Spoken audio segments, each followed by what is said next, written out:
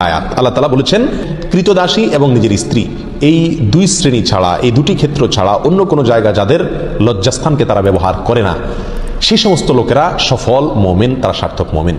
প্রবাসে যারা আছেন, যারা ব্যাচেলর জীবন যাপন করছেন, যারা পরিবার যাদের সঙ্গে নাই এবং বিবাহিত, তারা তাদের যৌন চাহিদা চরিতার্থ করবার জন্য, যেহেতু এখানে উপায় নাই, তাদের স্ত্রীর সঙ্গে নাই, তাদের জন্য কি হস্তমৈথুন করা জায়েজ আছে নাকি না জায়েজ? কোরআনে কারীমে আল্লাহ সুবহানাহু ওয়া তাআলা বলেছেন ওয়াল্লাযীনা হুম লিফুরুজিহিম হাফিজুন ইল্লা আলা আজওয়াজিহিম আও মা মালাকাত আইমানুহুম ফাইন্নাহুম গায়রু মালুমিন ওয়া ফামান ইবতাগা ওয়ারাআ যালিক ফাউলাইকা হুমুল আদুন। তিনটি ফামান ইবতাগা ওয়ারাআ যালিক, আল্লাহ বলেন এরপর তৃতীয় আয়াতে, যারা এই দুটি ক্ষেত্র ছাড়া, স্ত্রী এবং কৃতদাসী, এই দুটি ক্ষেত্র ছাড়া অন্য যে কোনো ক্ষেত্রে তাদের যৌন চাহিদাকে চরিতার্থ করে মেটায়, আল্লাহ বলেন ফাউলাইকা হুমুল আদুন, তারা হলো সীমালঙ্ঘনকারী। তাহলে এই আয়াতের আলোকে পরিষ্কারভাবে একজন মুমিনের জন্য হস্তমৈথুন করার কোনো অধিকার, কোনো সুযোগ, কোনো অনুমতি ইসলামী শরীয়তে নাই। এটা হারাম এবং কবিরা গুনাহসমূহের মধ্যে থেকে একটি। যারা প্রবাসে আছেন, এমন কোনো দেশে যদি থাকেন যেই দেশে তিনি তার যৌন চাহিদা না মেটালে নিশ্চিতভাবে গুনাহে লিপ্ত হয়ে যাবেন, জেনায় লিপ্ত হবেন, কারণ সেখানে জেনার অবাধ সুযোগ রয়েছে।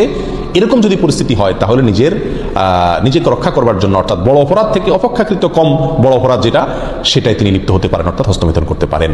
এটা কোনো উলামা ইকরামের মত। অবশ্য অন্য উলামা ইকরাম বলেছেন সর্বাবস্থায় হস্তমৈথুন করা কি হারাম।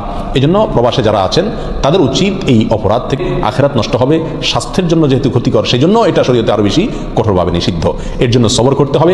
নবী আলাইহিস সালাম বলেছেন মান ইসতাতা মিনকুমুল বাআতা ফালিয়াতাজাওয়াজ, কার যদি সাধ্য থাকে সে নিজের চরিত্রকে হেফাজত করার জন্য বিয়ে শাদী করে। যদি বিয়ে শাদী করতে না পারে, এর মাধ্যমে সে নিজের চরিত্রকে হেফাজত করার মতো আর্থিক সঙ্গতি তার না থাকে, তাহলে নবী আলাইহিস সালাম বলেছেন ফালাইহি বিসসাওম, সে যেন রোজা রাখে। যদি রোজা রাখে তাহলে ইনশাআল্লাহ তার যৌন যে উত্তেজনা আছে সেটা প্রশমিত হবে। কিন্তু কোন অবস্থাতেই হস্তমৈথুনের অনুমতি নাই। শুধুমাত্র কোনো উলামা ইকরাম অনুমতি দিয়েছেন ওই ব্যক্তির জন্য যে ব্যক্তি এমন কোনো পরিবেশে আছে যে পরিবেশে এটা না করলে তার আর নিজের চরিত্রকে রক্ষা করাবার বা জেনা থেকে বাঁচবার কোনো সুযোগ নাই। আল্লাহ তাআলা আমাদেরকে সবাইকে গুনাহ থেকে বেঁচে থাকার মতো ঈমানী শক্তি নসিব করেন।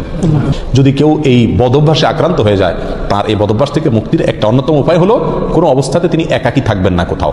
ইনশাআল্লাহ এর মাধ্যমেই আল্লাহ সুবহানাহু ওয়া তাআলা তাকে আশা করা যায় হেফাজত করবেন এবং বদঅভ্যাস থেকে তিনি বের হয়ে আসতে পারবেন। আল্লাহ আমাদের সবাইকে হেফাজত করুন।